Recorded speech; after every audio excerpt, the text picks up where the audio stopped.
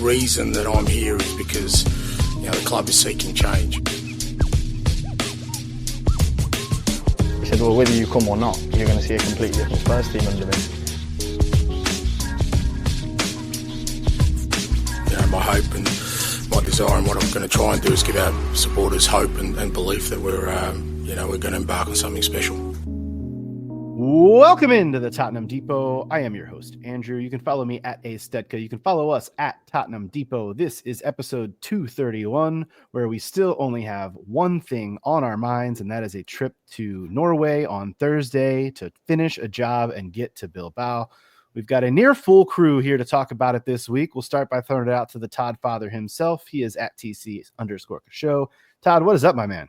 Any day, sir. Any day that you can have a chat about a 3-1 lead going into the second leg of a European semifinal is a good day. Not mad about that one fucking bit. Scott is also here. He is at Scott G. Bird. Scott, what's up, man? Chilling.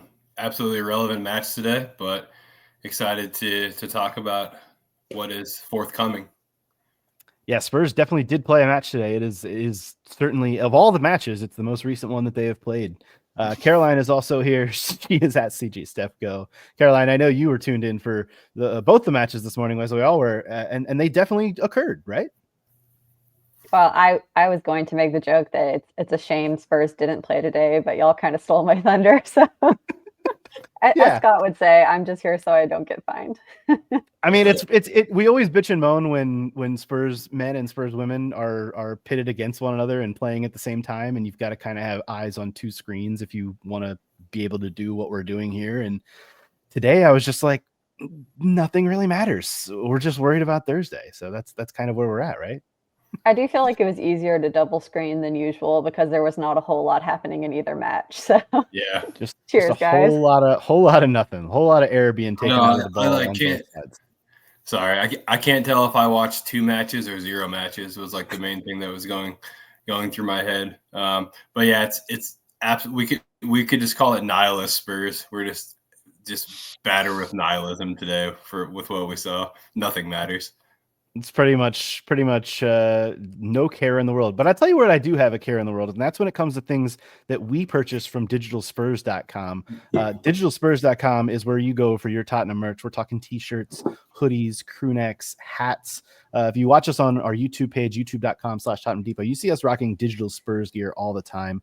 Head on over to digitalspurs.com for some new Tottenham merch and let them know that we here at the Tottenham Depot sent you. Guys, let's start on Thursday, because that's what's relevant here. Spurs do get the job done. A 3-1 victory over Bodø Glimt in the first leg of the Europa League semifinal in what was a raucous atmosphere at the Tottenham Hotspur Stadium, a brilliant tifo, the best tifo in North London, if you ask me. It was just a really, really positive and fun night. A little bit of negative to take away, which we'll come on to between the late concession of a goal and injury worries going forward. But all in all, Todd, this was a really great night in North London, right? Yeah, you have to start with the atmosphere. It hasn't been that good, maybe ever, but certainly since we were smacking Man City at home, in our Champions League run. Next, you have to move on to the way that we set up, and I know we'll come on to lineup, but I think Ange hit it spot on when it came to what type of team he needed to select to get this result. I think we had the game comfortably won from minute 1. No hyperbole there. And I feel that we're about to come on and talk about the concession of a goal in the 83rd minute, but I'm going to kind of take the air out of that. And it was a deflected goal. It's not like there wasn't anything. When I saw the goal go in, at first I was like, oh, what the hell? And then I saw it again, and it was clearly a deflection. And at that point in time, as a keeper, like if you start to make a save and the ball gets deflected, you're at the mercy of the flight of the ball. Sure.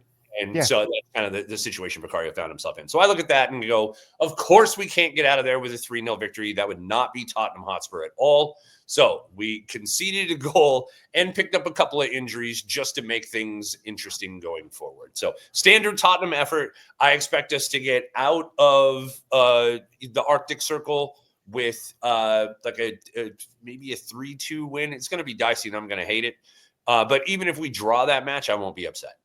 Well, no, because we'll be playing in a final in Bilbao if that's the case, which is obviously the goal. Scott, let's touch on the lineup because it was a little bit of an interesting lineup. Obviously, we learned of the Lucas Bergvall injury, and we're going to touch on Lucas Bergvall. He obviously signed a new deal, and but is going to, it looks like, miss the rest of the season. But with him out, Spurs switched to more of a double pivot with Basuma and Bentancur and Madison playing up front, and a little bit of a surprise to me with the lineup, but it all kind of seemed to work. I know you're our kind of midfield guru, and you love to talk midfield. Either start there or whatever you saw from this lineup. Obviously, it was a great start for them, but what was your takeaway from this match? Yeah, it's interesting. We're going to talk midfield. The first thing I would say was we kind of bypassed our mid for a lot of this match, which again, when you're playing in a double pivot and a 10, it's a pretty effective strategy to bypass the midfield, right? So wasn't surprised, but I was surprised when I saw Basuma starting. I was actually terrified. I wasn't surprised. I was just utterly terrified. And when I saw Brennan Johnson starting, I had a few questions too, because I expected Bodø Glimt to be a little bit more defensive in this match. Now, we almost let them have the ball in their own half. We didn't press them too much in their own half. So maybe at that point I started to think, okay, maybe Brennan Johnson does make a little bit more sense, right? We're not looking to suffocate a low block at this point. But either way, I was very surprised by the lineup. Specifically, like I said, Yves Basuma starting just terrified me. But it turned out to be great. He was fantastic. Maybe the man of the match. There's a shout there. Not mine, but there's a shout. I want to make a point that Yves Basuma is the closest thing that we have to a flat track bully. And what I mean by that is when you play shit teams, Yves Basuma fucks people up. Dude, he's so good against bad teams. This is 100% his deal. And I think this is a perfect match for him. He's just bodying those 4 Norwegian kids like nothing. That's why he was so good at Brighton. I've said this before on the show, is he like when he's the big fish in the small pond, dude's gonna cook. But as soon as he jumps into the lake, he just flounders and flops or whatever. But yeah, I floundered. I did not. No, you put that together beautifully. I was enjoying it. I was enjoying where that was going. But I will take it. But yeah, good shot, Todd. He feasts against teams that are just not very good at soccer. Caroline, the start of this game was obviously brilliant with Brennan Johnson scoring so early, and it kind of, I wouldn't say it took the air out of the balloon, but I think it relaxed everyone a little bit. Like you go into this match with so much tension, obviously as the heavy favorite, and then you get a few crosses and a good header from Richarlison, and Brennan's there to slot it home. What did you think though of the way that this club kind of reacted from that and kept pushing? Scott kind of alluded to it, but this was not a all out go, press, play Ange ball. This was more selective. And even in those first 30 or so minutes or seconds, rather, when the goal came, like it was selective and it felt very controlled and a pinpoint in terms of the attack. I mean, it's not who we are, mate, but it worked. I'll give them that. I think the big question for me going into this game is just, always after we've had kind of a stinker, is the team going to show up? And I don't think anything settles the nerves better than a first-minute goal. So that was very welcome. And I think it was quite a pragmatic approach to the game. I was slightly surprised to find out afterwards that we did not have the majority of possession, but I suppose that makes sense. And it just felt like everybody kind of knew what the assignment was and executed it pretty perfectly, except for that one goal at the end.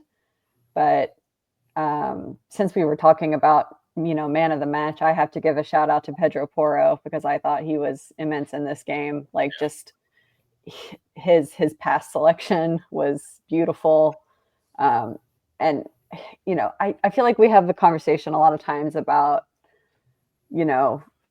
commitment from the players. And he is just one that I never, ever doubt that he's fully locked in. So I just loved everything that he was doing in this game. And the fact that we got goal contributions across the entire forward line and Madison, it's hard to complain too much about the attacking performance in this match, really. Yeah, it was really brilliant. And speaking to that point about Porro and kind of picking the moments, I've watched the extended highlight now of the Porro to Madison pass, which started with a Bodø attack, and Mickey just doing a great job of sealing things off, getting the ball out to Porro, and Porro picking the pass, Madison bringing it down brilliantly, and somehow scoring from that angle. And I like, that's the kind of highlight that I will watch over and over and over and over again, Todd. It was a thing of brilliance. It truly was, from start to finish. And I think, everything that we're talking about here is just kind of highlighting the gulf in class between a Premier League side and a Norwegian league team, regardless of how good they are. Sure. And I think that, obviously, honest to goodness, like, I can't be more thankful for the fact that this first leg was at home. Because if you go to the Arctic Circle for the first leg of a situation like this, it's a dicey place to play. And we're going to find out that on Thursday exactly how dicey it's going to be. But I think that the way that this squad showed up from minute one, and somebody a lot more knowledgeable said this earlier this season, like, you can tell who Tottenham is going to be that day within the first minute and a half of the match. And yeah, I felt that's true. Or even the first 38 seconds. Yeah. No, that's a really good point. That's like, you can 100%, and you can see the fans were on it. We were on it. Nobody hated Ange on Thursday, at least openly. No, that's true. And that is a huge deal. Everybody was there. And that was the one thing that I want to say about, because I don't want to spend too much time on that particular gentleman. I felt like we've had that discussion on numerous levels too many times. But there was a point made. Ange sticks up for Spurs and for the fans and for the players. Ange sticks up for us more than any manager that we've had, maybe ever, but at least since Pochettino. And it's to have a man out front as the figurehead of this club in one of the most harrowing seasons any of us can remember, still sticking up for the fans and for their right to call him shit. It says so much to me about not only his character, but about why the people that are so staunchly Ange in are. And I think it has a lot more to do with who he is with them as a man than what we've seen on the pitch from our football team. I don't think I disagree with any of that. Obviously a lot of the conversation around Ange, and we're not going to belabor it here because we've done so on a number of pods, and we're going to have the opportunity going forward still to do the same thing. But I don't think the character side of it has ever been a real doubt for Ange. It's really just been about results, and obviously the ultimate result would be getting this job done on Thursday in Bodø and moving on to Bilbao and having a shot to lift hardware. And if that can be done, that all will be forgiven. I mean, like, nobody's going to take away a very, very bottom of the table performance in the league this season. But if it comes with a trophy, everyone is going to be. Let's not Ange himself, by the way. Let's not Ange himself. He's the first person to say the league, what we've done in the league has not been good enough this year. Not completely not acceptable, for sure. And I think that you build, in my opinion, you build a successful organization, a successful club from the top down. You have to. Mm-hmm. And I think that it starts by instilling a belief system. This is who we are, mate. And making that emanate throughout the rest of the club, all the way down to the kitman, right? And I think that takes time. And especially when you've had an injury-riddled season, it takes longer than maybe the average football fan is comfortable with. And I think that where we are, if this was a different sport in a different country, he would be given a longer leash, in my opinion, because people take into account the fact that, yes, this is a results-driven industry, but if you don't have your players, you're not going to get the results. I feel there's so much turnover in club football management that it's almost like, oh, this guy doesn't work. Get him out. Get rid. That's like the knee-jerk reaction that I feel like we're falling into. If you did that, Alex Ferguson would have likely got sacked from Man United. It was just a different time in football back then. So a little context when it comes to looking at this season as a whole. And I agree that Ange will have a hard time weathering the storm throughout the summer and the beginning of the season if we don't win this trophy at Spurs. But I feel like if he wins this trophy, he's earned another year at the club. Unfortunately, I think if he wins the trophy, he's going to get a pat on the ass on the way out the door and a nice thank you. Why? I agree with everything you're saying. Because it's going to cost Levy more money to replace him than it will to give him a high five, his bonus, and an extension. I mean, the main reason I say that is we're restructuring at the top, and I think the manager probably falls into the domino effect there. But I would say we have gotten to a European semifinal, which we have a good chance of getting through. We've done it playing the opposite of Ange ball. When we try to play football, we're very poor, and that's really all that I can say about it. I think winning one game in a cup competition is very different. Obviously, as we know, to a 38-game season, we see that in the table, right? But I don't think that he has. I'll just say it. I don't think he has enough to do it in a 38-game season. I think he's very good at getting through these cup matches, right? But I've kind of lost faith in the tactician that is Ange Postecoglou at this point in time. But look, that's such a disappointing perspective to hear, because you're not the only. Well, I share it. Like I said, I have to say, you're not the only fan that feels that way.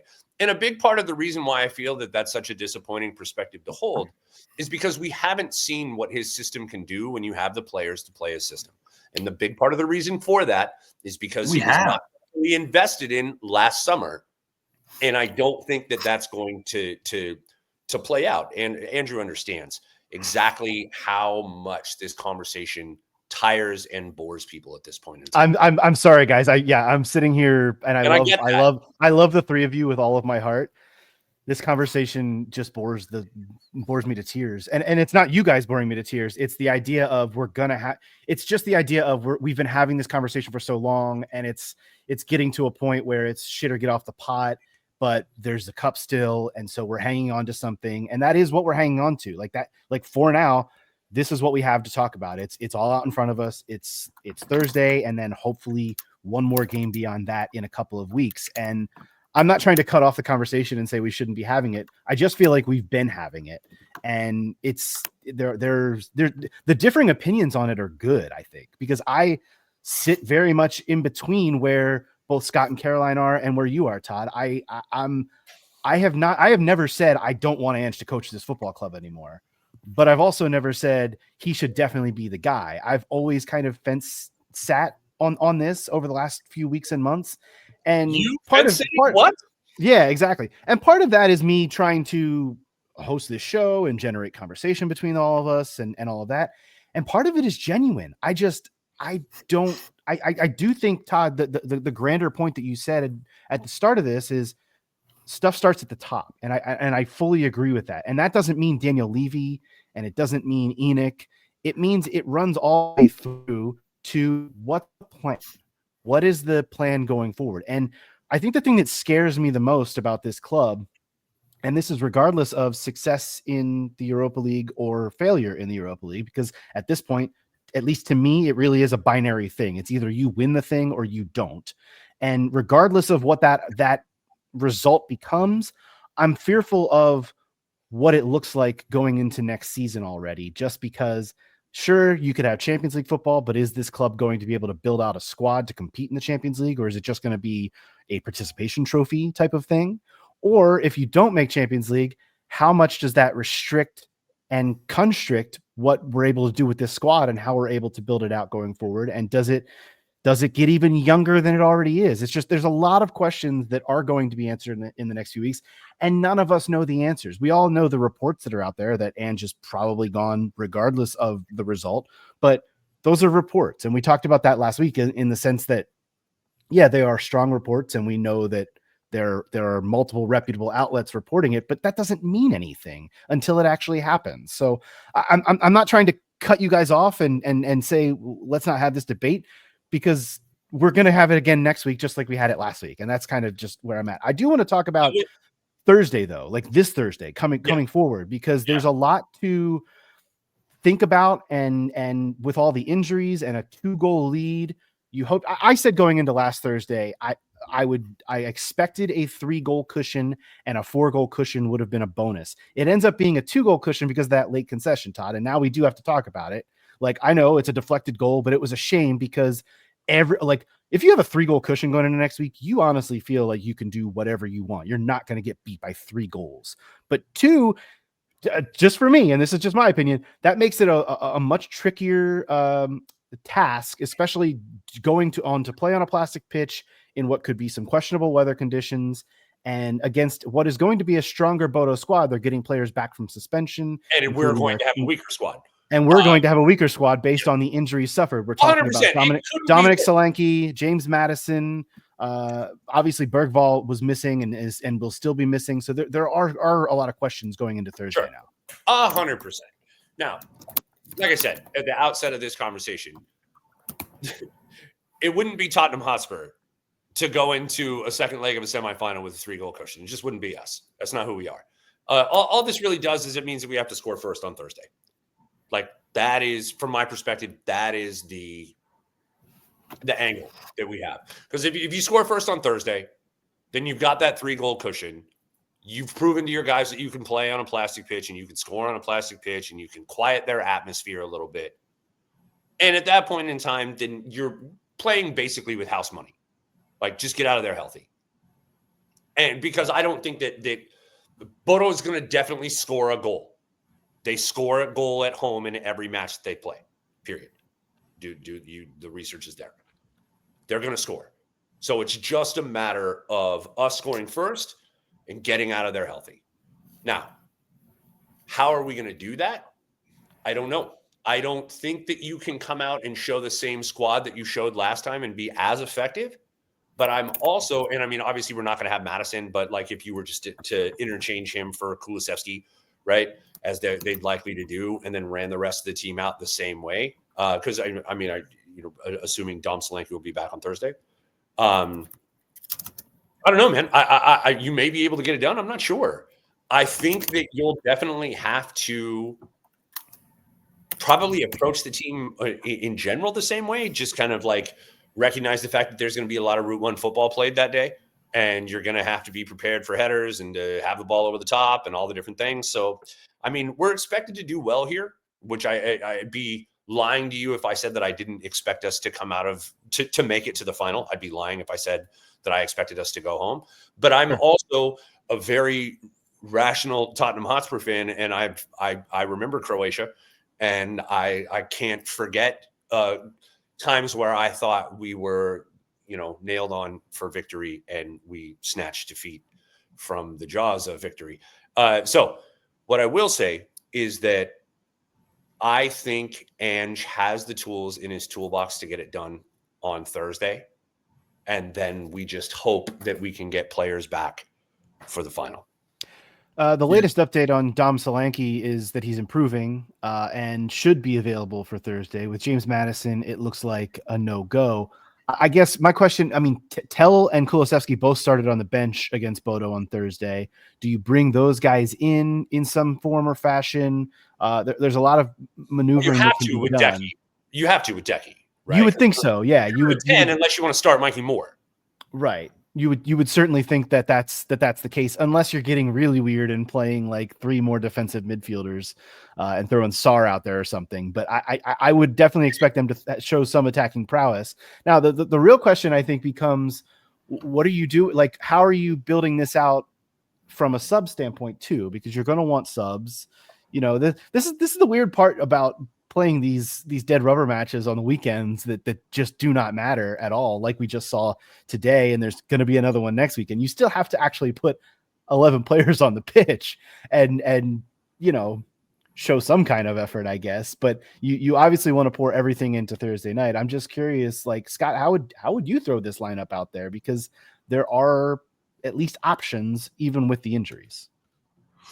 Yeah, I mean, the first thing I'll say is I'm going to go back to this past Thursday, and it will definitely bleed into an answer to your question, but there was no Patrick Berg on Thursday, and the more that I've watched Bodø Glimt and poured myself into morning footy, they've covered them extensively. This dude is a baller. I really think that from what I've seen, again, this is probably sensationalism, right? But from what I've seen, I think he could play 6 for almost any team in Europe. I think he's very, very talented. The way that he connects everything, and he's very brave on the ball and really tight pockets. Should we just be looking to sign him after this match? Is that what you're saying? Possibly. I mean, we do need a 6. Now, this guy, he left Bodø, went to Lens for 2 seasons, and went back to Bodø. He's been the player of the year in Norway before as a 6, which is not an easy thing to do.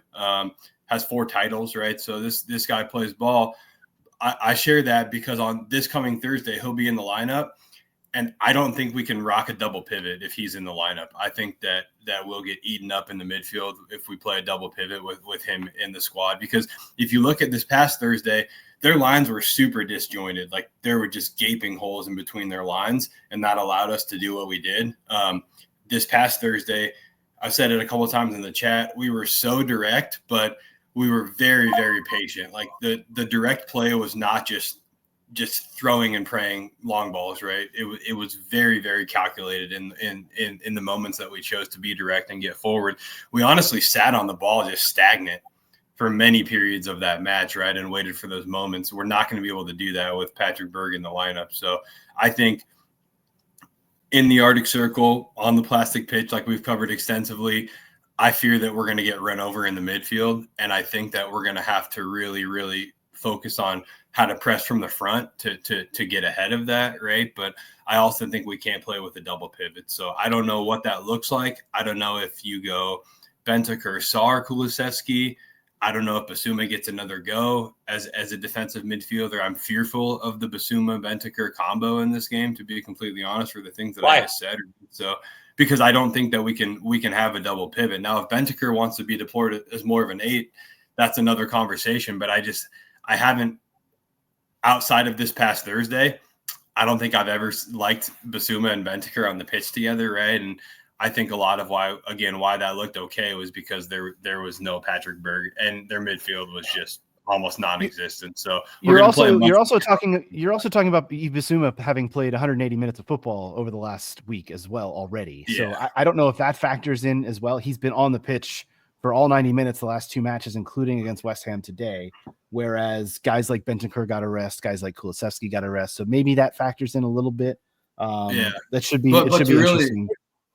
Yeah, no, I agree. And to really answer your question, Todd, I think that you give Patrick Berg way too much time and space on the ball if you play both of those 2 guys at the same time, right? I think potentially Sarr eats up a little bit more space and affords him less time and space to operate. Again, I'm not a Premier League tactician, right? But from my seat, I would probably go Sarr as opposed to both of those 2. And as Andrew just said, 180 minutes for Bissouma, maybe it's Bentancur, Sarr, but Kulusevski is going to have to play. I mean, there's no other option other than Kulusevski being deployed as that pseudo number 10. We don't treat him as a 10, but he's not. You're right about that. We just don't.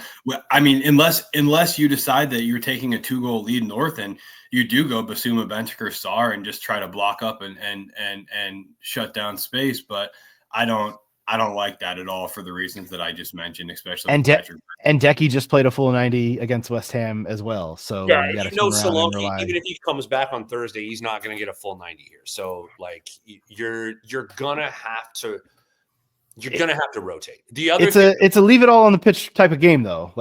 Yes, but the other thing that I want to point out here is fucking Cudi Romero picked up a yellow card, and I don't know if where he is on cards. Like, I know that it reset, but I don't know if there's a danger if he picks up another yellow, if he's going to miss the final. I don't think I don't think that's the case. I think you have to pick up more than just the 2 over 2 legs in order for that to happen. Obviously, if he got a red card, that would put him out. But but I'm over here going like, how many different ways can this go sideways for Spurs, right? Like, I got so many other things to worry about. Cody Romero getting suspended is it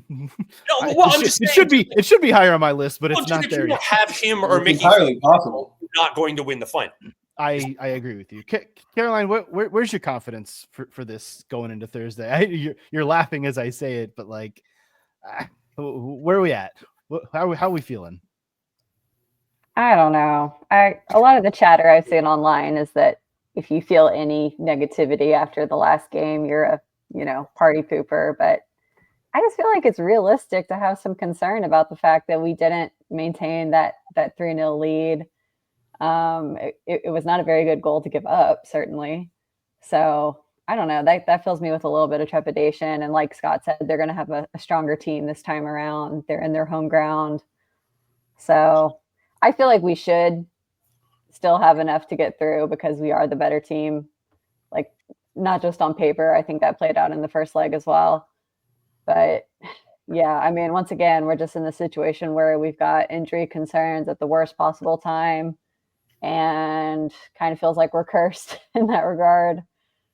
But we're going to have to find a way to get through it. So, it's the ball is in Andrew's court and he's got to show what he can do. So the weather report for Bodø on Thursday, looking at about 8 degrees Celsius. That's about 46 Fahrenheit and a late rain. So it's standard London weather. We're fine.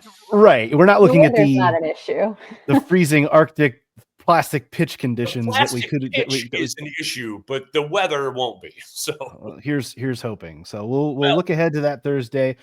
Do we want to touch briefly on West Ham? I know there's not really a whole hell of a lot to say about what happened. 1-1 at the London Stadium. Spurs rotated 8 players. It was only, as we mentioned, Basuma, Vicario, and who am I missing? There's one other player that played Thursday that also started this match, but it was just not from either team. I mean, this was the battle for 16th position, basically. And we look like 16th place teams. And I think that was it looked like a change. Like I watched, as I do the majority of the time, watch this match on mute. And it looked like a championship match, to be fair. Like there was just a lot of mess in the middle of that pitch. Richarlison, the other player, by the way, I forgot. He also played both, started both. 2 points from the West Ham match. Every single time we watch Jared Bowen play football against us, it pisses me off that we didn't sign him from Hull. And Andrew, you made the point in the chat, and I don't think that it can be overlooked. Vicario, not a great point blank shot stopper. I think point blank is the one that I want to say there, because reaction saves are good, but yes. I think I like the reaction save that he had on the Bowen flick on from the James Ward-Prowse set piece. Incredible reaction. But dude, you can't give up a 5-hole goal at your near post. And when you've got a help to the inside, like you can't. Well, and here's the other thing, and I'll be the one to say this because I've praised him for so many years. Boy, Ben Davis does not look like a footballer anymore. Like Davis absolutely looks like a footballer in the Scottish Premier League. Something like that, or for Wrexham maybe, or for Wrexham. Sure. I love the guy, but man, it is such an enormous drop off when you go from Mickey Van de Ven playing left center back to Ben Davis. And like I said, I love Ben Davis, and I always will love Ben Davis. But man, he was of no help in that scenario either. So that was pretty tough. Yeah, him and Spence both. Spence was super nonchalant with the way that he defended in that moment. And then again, like you just said, Ben Davies just did not have his head on a swivel, which is probably requirement 1A for a center back. And yeah, just rough. But like you said, Ben Davies is going to find a more fitting home next year, one would think. And then I hope that he comes back to Spurs in some sort of, I say a managerial capacity, whatever that looks like. He deserves a career with this club, right, in whatever capacity. But I think until he decides he's no longer playing football, there's probably better places for him to finish out his career for sure. But yeah, that was a tough one. And like Todd said, back to front, just a very, very underwhelming football match. 2 teams who just have been very, very poor all season. And when you look at we all know what our squad looks like, right? We've talked about that throughout the season at great length. But West Ham also has a pretty talented roster when you look from back to front, and they've been equally as poor. So just somebody said in one of the articles I read this morning from goal.com that this was El Crapico, and I could not agree more. Just really two really poor footballing teams taking the pitch today, and we got a nice drab 1-1 result out of it, which is quite fitting, I would say. Caroline, you got anything for us on West Ham, or do we want to just keep the train moving? I've got two things. One of them is that it always annoys me that Lucas Paqueta never got suspended, because I just hate watching him play. I'm going to put that in quotes because, he's just a brute sometimes. But it is what it is. We know that a lot of players get away with betting offenses. But anyway, my second thing, Ange only making one sub. What the hell, man? You're killing me. Yeah, I mean, it's definitely a little weird just because of looking forward as to what we've got going, into Thursday, but also like who you throwing out. I didn't want him to throw like Van de Ven and Romero out there. Leave them on the bench. Or Bentancur. Yeah, I didn't really need to see Bentancur. I was happy to see Mikey Moore. We haven't even mentioned his name yet, but like great to see Mikey Moore get a run out.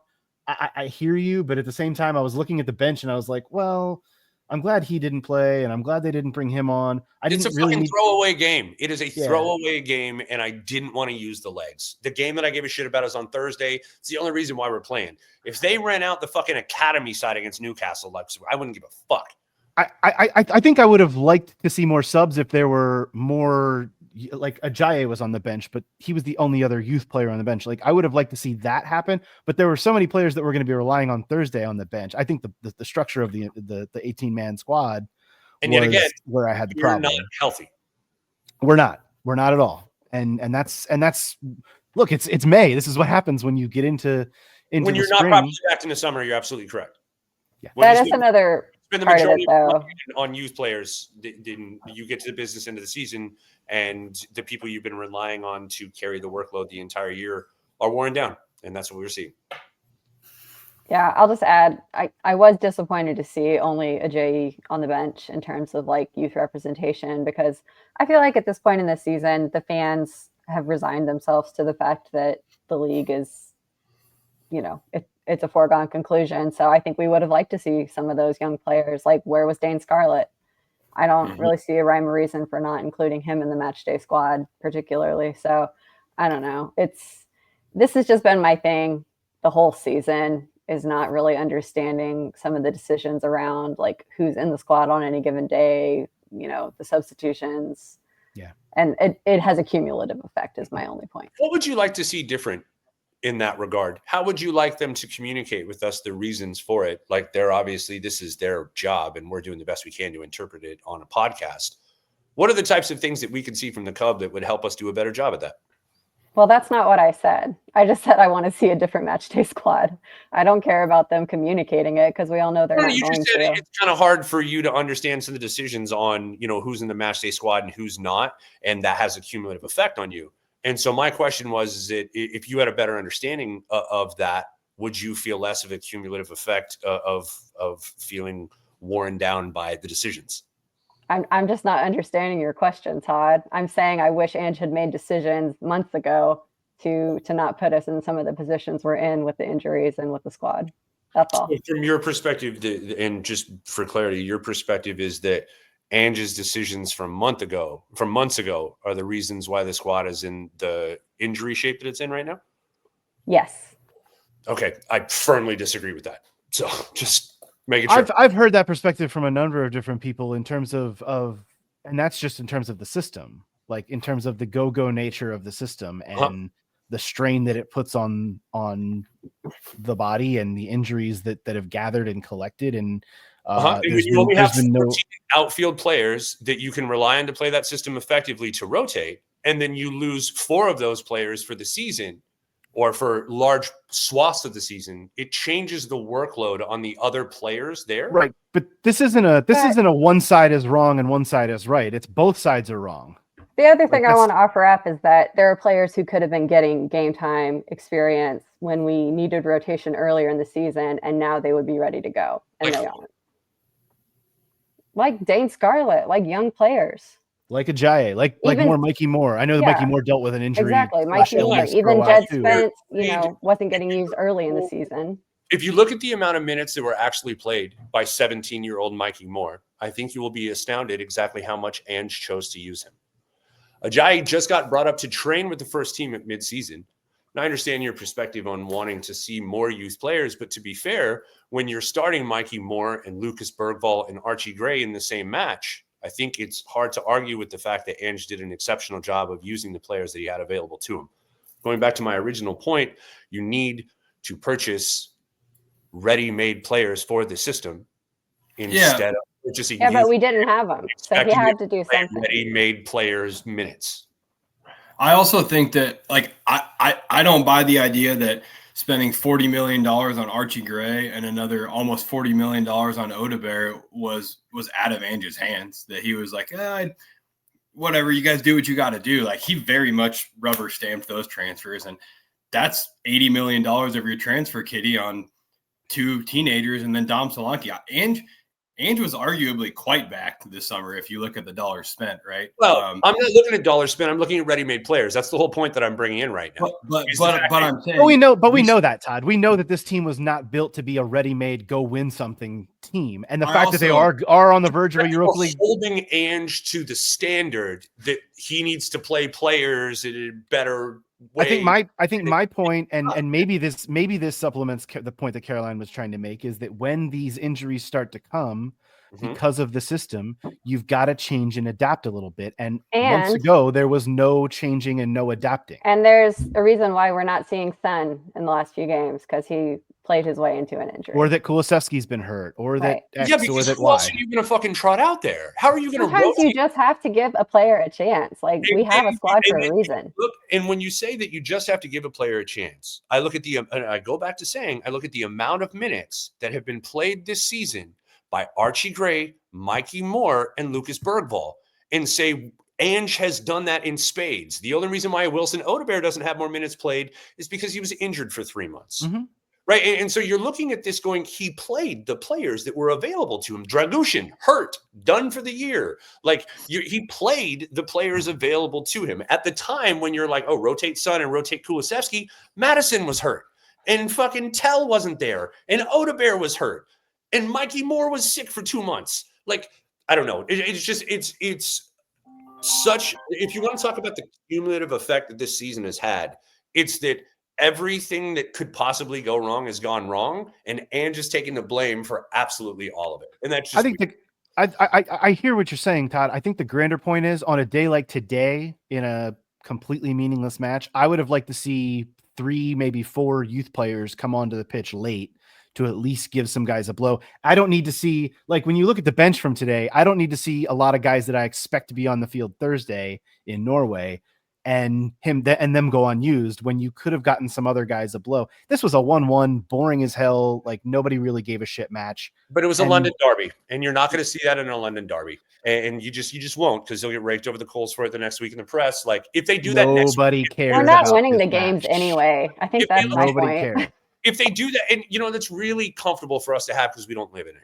We don't live in it. We don't live in the having to work next to those guys every day. And we don't ride the train to work every day and see the West Ham guy with his construction slicker on and the first win at the Tottenham Stadium thing put on the back. Like, anyway, all I'm saying is that you're not going to see that type of, there's things that you're going to see in a derby and things that you won't. And that's one of the things that I don't think you'll see. I will say that if they did that next week against Newcastle, no one would bat an eye. Spurs still sit 16th, 1 point ahead of West Ham, 1 point behind Manchester United, who I failed to mention is the likely opponent in the Europa League final should Spurs reach it, as they went to Bilbao and won 3-0 and will return home with that lead in their second leg. So it's all happening. We'll see how it plays out. Let's touch on Lucas Bergvall really quickly. A new contract for him through 2031, which we love. A ankle injury suffered in training last week, which will likely cause him to miss the rest of the season, which we do not love. I don't know what else there's to say other than kudos on one and bummer on the other. Like there's not like that's kind of where we're at. I think I'm really heartened by Lucas Bergvall's progression this season. And early in the season, I think everyone said, "Oh, this is the guy who's going to take over and be the next James Madison." Not so fast, my friend, but he has a role in this midfield, and he's proven that, and he's shown that. And we're talking about youth and minutes. This guy's got youth, and he's gotten a lot of minutes this season. And it sucks that he picked up an ankle injury and is probably not going to be a part of the rest of the season. Hopefully he can be back for the start of the next season. We'll have to see how severe that ankle injury actually is. But this is the kind of business that this club should be doing, signing these guys to long-term deals. That way, when the bigger clubs come knocking, you can say, well, this is how much it's going to cost because we've got this guy under contract for this long. And I'm all in favor. Yeah, signing Lucas Bergvall from under the noses of Barcelona in the way that we did, kudos to whoever drove that train, and then getting him to sign to 2031, kudos to whoever drove that train, right? We'll never quite know, but that is just fantastic work by the football club. I saw a very interesting article today, again, from goal.com that Real Madrid was making him their priority signing. Now, I'm not saying that's going to happen. I'm sharing that to say Real Madrid, what's the chairman's name or the president's name? I can't remember off the top of my head, but he came out and said that Lucas Bergvall is the premier player of that generation that he's in, right? Right. And it rings very true from what we've seen. So I'm not saying he's going to Madrid. I'm not trying to drop a transfer rumor here. I'm just saying I don't know, man. I saw a photoshopped graphic earlier this week of Lucas Bergvall in a Real Madrid kit, so it must be happening. That's all I know. You never know, man. We'll get into transfer season, and I'll keep you on your toes for a few months when that happens. Andrew's favorite time of the year. They're going to sign Patrick Berg and let Lucas Bergvall go to Real Madrid, right? It might be a good signing. Also, Man City has reportedly bid $55 million for James Madison and dropped that on the table. So that was a very interesting article that I read this morning as well. They can have it. Yeah, $55 million. Absolutely, we will. All right. I'm nixing the transfer discussion. Lucas Bergvall, keep us on the track here. Caroline, Lucas. Oh, go ahead, Todd. Lucas Bergvall. He's a generational talent. It's an excellent bit of business. I don't know. I don't really have, obviously the injury thing is tough, but I mean, an ankle injury is an ankle injury in soccer practice. That shit happens. No, I don't really have anything of substance to add other than I think his progression is directly related to the injury that we had in the midfield early in the season. And if we hadn't had those injuries, he wouldn't have progressed in the way that he had. Agreed. Caroline, all in favor of Lucas Bergvall sticking around, obviously? Yeah, I mean, of course. Yeah, I'm relieved to see that we've already, extended his contract. And my only other comment is just that I would like to see this energy from the club go towards Ella Morris's contract as well, because she's the other young player at the club that I'm very concerned about us losing. So, yeah, just putting that out there. That is where we were going next. Before we move to the women, one quick note I did want to mention. The Premier League is still going to look into potentially moving the Aston Villa match at Villa Park because of the Europa League final. It hasn't been decided yet, but they're thinking about moving it back from the Sunday that is to be played to the prior Thursday to give Spurs more time ahead of the Europa League final, which is a Wednesday on the 21st. We'll see if that comes to pass. It's really tough for Villa fans because I believe it's their final home match, and there was a lot of events planned surrounding it on a Sunday, and you don't want to move that stuff to a Thursday night because less people will be able to participate in it. I can empathize a little bit with that, but the Premier League does this kind of thing for other clubs. There's no reason they shouldn't be able to do it for Spurs if they are through to the Europa League final. So something to keep an eye on that has not been officially decided as of this recording, but we would expect to be in the coming week or so just to give them enough time. Spurs women put up a really, really good fight this morning at the Tottenham Hotspur Stadium against the champions Chelsea in a match that, again, I hate using the word dead rubber, but another dead rubber. Chelsea had already decided the WSL title earlier in the week, but Spurs lose 1-0. Macario, a penalty, a tough penalty too. Looked a little weak. I mean, it was a penalty, but a little bit of a weak one. But this was the final home match for Spurs Women. It was at the stadium. There seemed to be a decent enough crowd there. The South Stand was completely empty, but this, again, we talked about it earlier. It's really tough to have the men and women playing at the same time. People have to decide what they want to do, but this was spirited, I think, Caroline. Like, this was a really spirited effort against obviously club that has much more talent.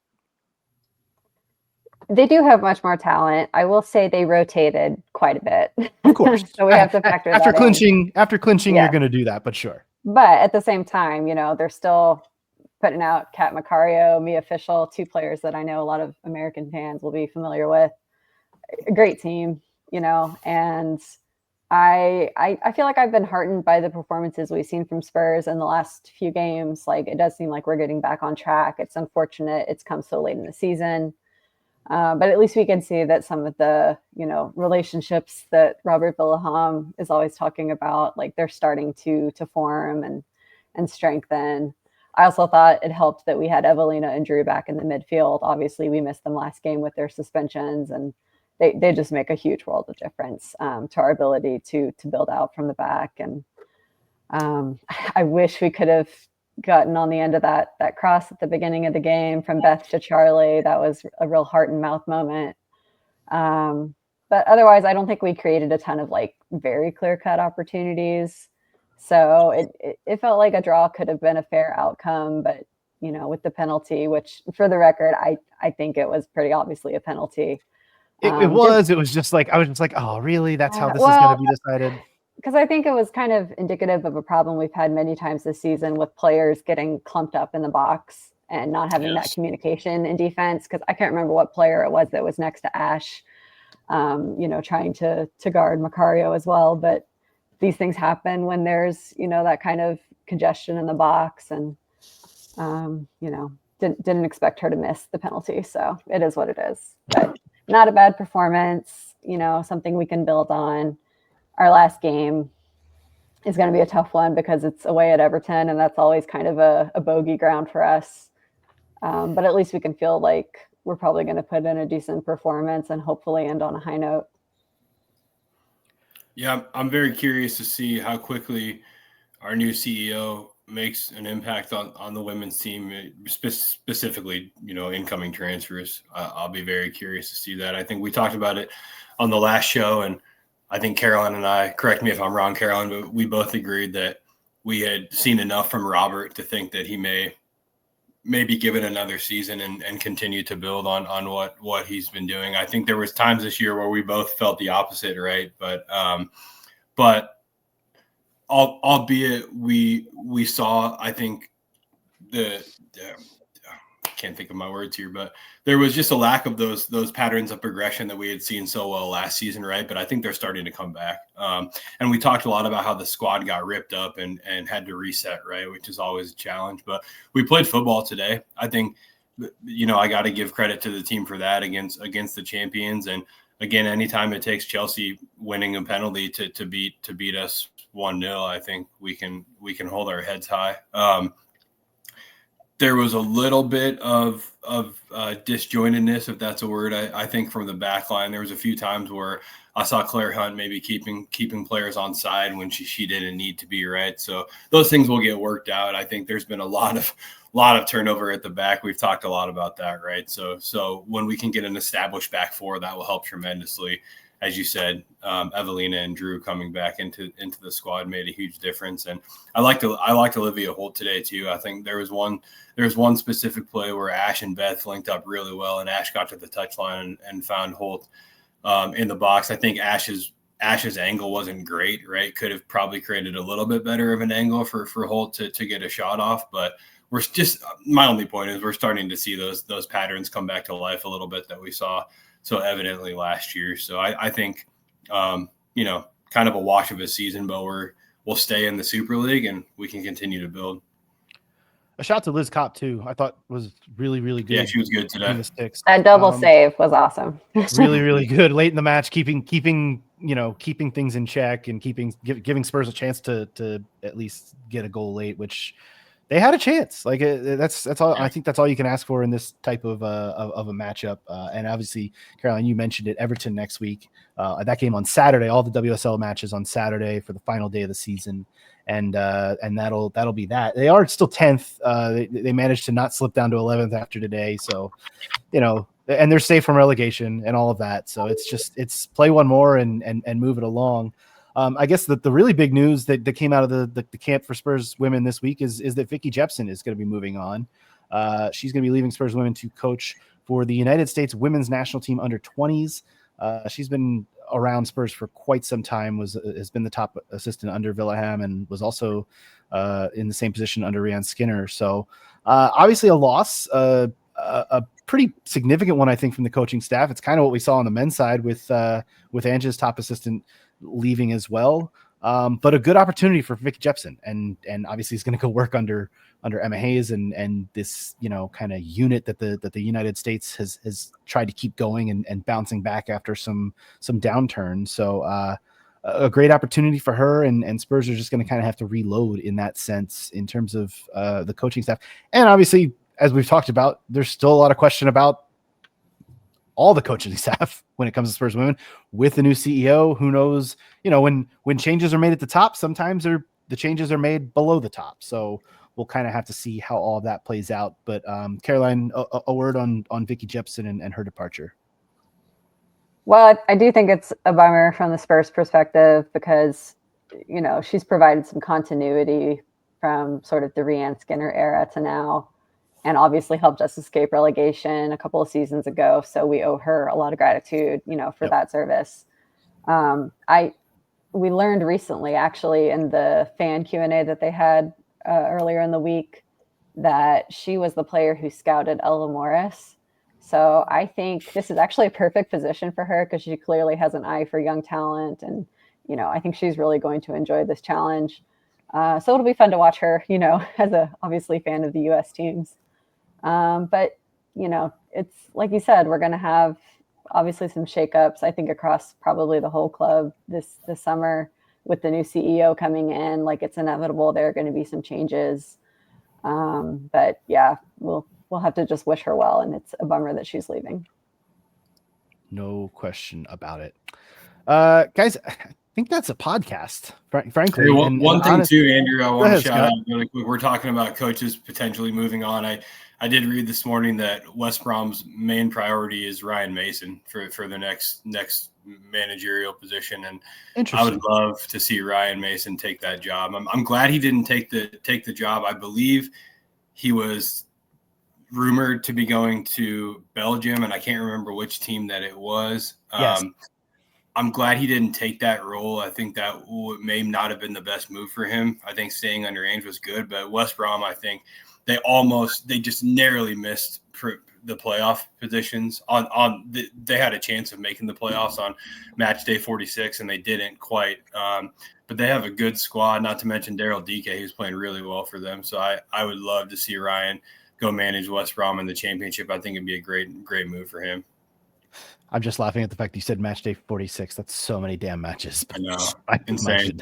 Thank God we avoided that, huh? Oh, my goodness. Goodness gracious. That is going to do it for this episode of the Tottenham Depot.